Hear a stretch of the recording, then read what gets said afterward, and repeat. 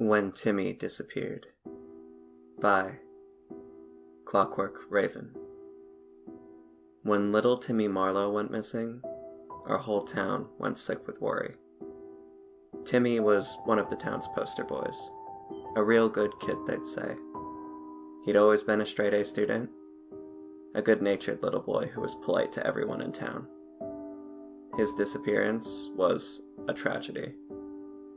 They'd carted him, the town angel, in the newspapers. At first, his family had expected a ransom.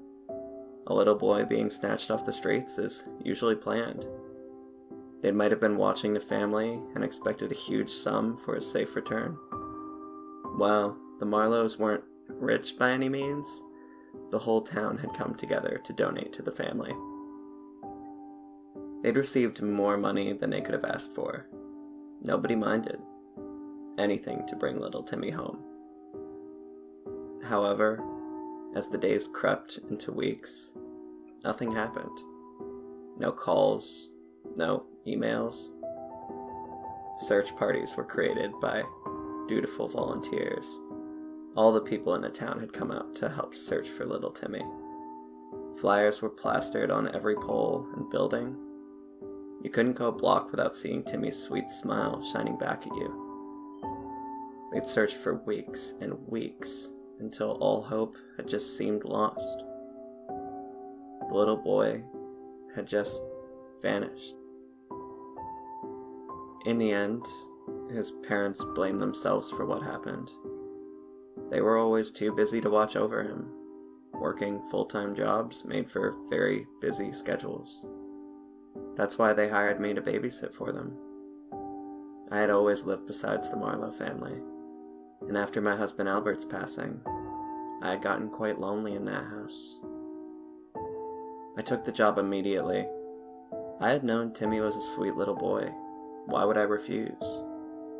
When Timmy had disappeared, I had told everyone that Timmy had never returned home that afternoon. Which was true. I was never known to lie. Nobody had known Timmy better than I had. Which is the reason I had to kill him. At first, Timmy hadn't been a problem for me. He was kind, polite, especially when his parents were around. But as time went by, Timmy's attitude changed. Timmy was a monster. I was the only one who'd seen him when no one was looking. The way he'd kill the neighbors' animals and smile when they were reported missing. I'd seen him sneak rat poison into his family's drinks. Never enough to kill, just to cause them to become violently ill. I never said a word to anyone. Then, Timmy took to hitting me. The bruises were never questioned. I was old after all. I bruised quite easily. Timmy took advantage of this and began to attack me, more and more. He'd have fits and throw things. I left one night with a broken nose, and I'd lie that I'd fallen. Elderly men do slip sometimes. Luring him with cookies and treats hadn't been hard. What child could resist my baking? Timmy was dead instantly. All I had to do was come up with a way to get rid of him. The townspeople, they never suspected me. I was just the innocent and sweet old Mr. Astor after all. I even volunteered to help make meals for the dedicated people wanting to help search for the missing child. I came prepared with my famous meat pies and lemonade, smiling pleasantly from ear to ear as the search party enjoyed my refreshments.